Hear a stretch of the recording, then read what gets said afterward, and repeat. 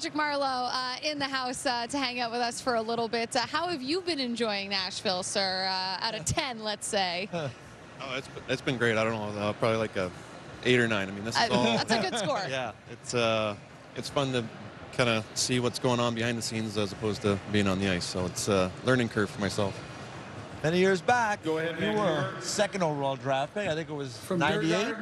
97, yeah. 97, there you go, right? Even further, sorry. Yeah, well, I was trying to give you an extra year there. I know. But, so you experienced that as a young man, and now here you are in a different role. How has it looked to you now at this stage of your life?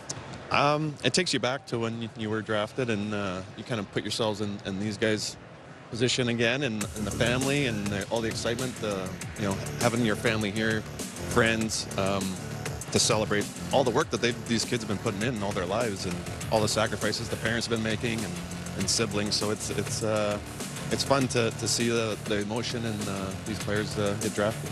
Yeah, we've had some really good family reactions here on day 2. Loud, proud, as they should be.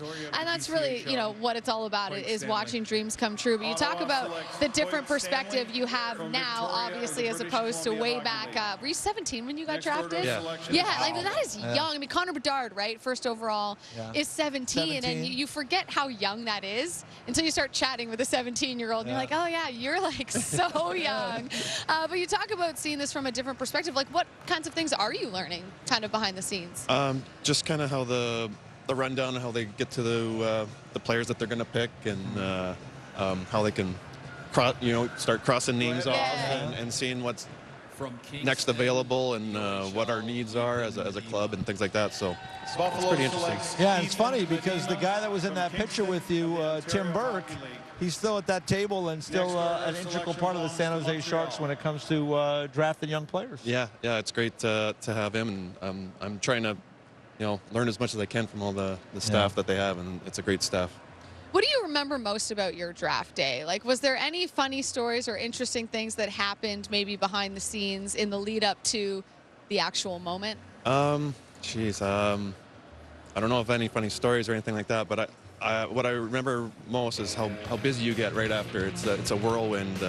Once your name's called, then you're swept off you're media. Being shuffled around. It's a whirlwind. But then what I enjoyed was hearing like all my teammates and buddies getting drafted later on. So and then being able to go out and celebrate with friends and family after was probably the biggest thing. And again, you're connected to Joe Thornton, who was drafted first. You were drafted second. Inevitably, you would become teammates and be teammates for quite a while.